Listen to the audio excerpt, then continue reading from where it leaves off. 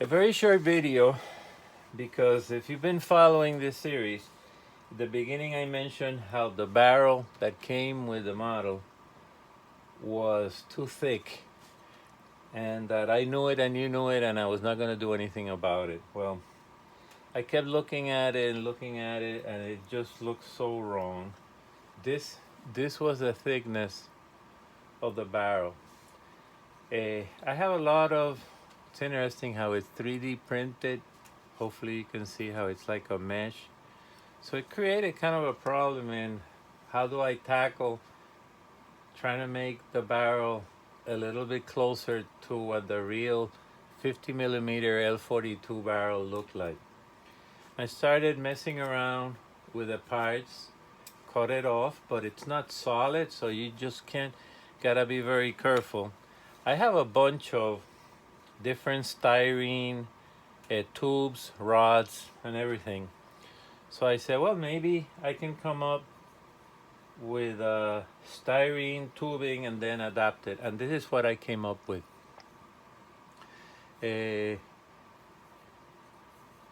looks kind of crude, but you can't imagine the time I spent on this baby. This was the base from this barrel. I cut it, then I whittled it down. I made it just enough so this barrel could go in, and kept looking for my extra styrene pieces. And I also found, because obviously this is too thin for the barrel, but the outside measurement's about right.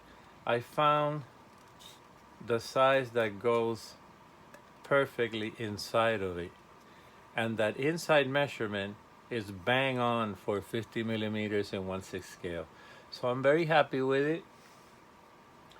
This is not the correct shape, but if I would try, a better shape would be, instead of a hump down to the sides, would be smoother transition.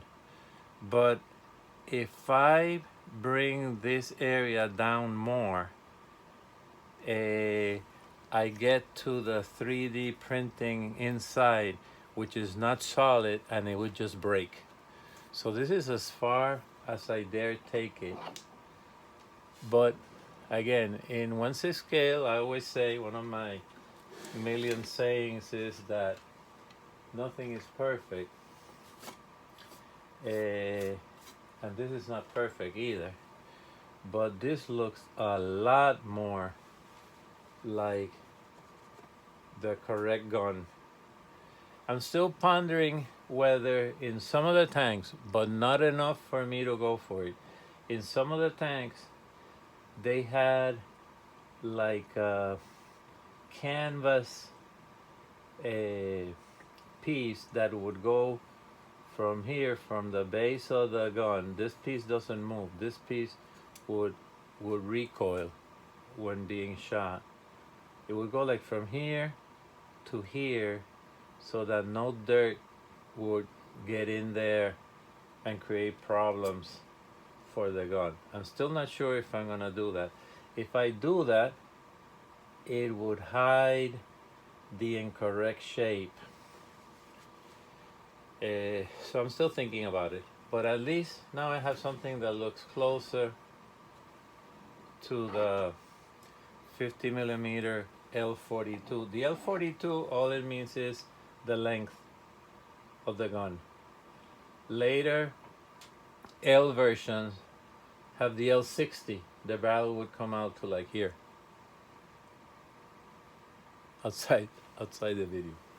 Okay, that's it for now. Just a quick note on the barrel. Decided to spend some time in it, and I think it looks much better. More later. Another short video before going on with the shading. Again, I painted, I might still sand some more that barrel, but now painted Panzer Gray. You get the look of correct size. It'll be interesting because I painted it Panzer Gray, and then I painted the inside silver, so when this is pushed through towards the end, it'll be perfect. It'll be perfect. A couple of other things. I also painted the tow cables. I painted with my basic dark brown mix, and then I added some flat earth, flat earth and buff mix. Later I will go with a wet paper towel and I will clean it off so that the color you see will be inside of the cable, so it'll look nice and weathered. A little update on the track links will be outside. See, I removed some of the silver as I had mentioned, so this is what they would look like. And a small update, the jack block basically ready to go. The jack is also ready to go on the vehicle, as is. Need a little more highlighting here, but this is the fire extinguisher, Armor Packs fire extinguisher with the Michigan dog decals. The base of the antenna comes alive with a little dry brushing. You can see that there. And then the tools that are still not on the vehicle, but basically weathered and ready to go. Next step, shading.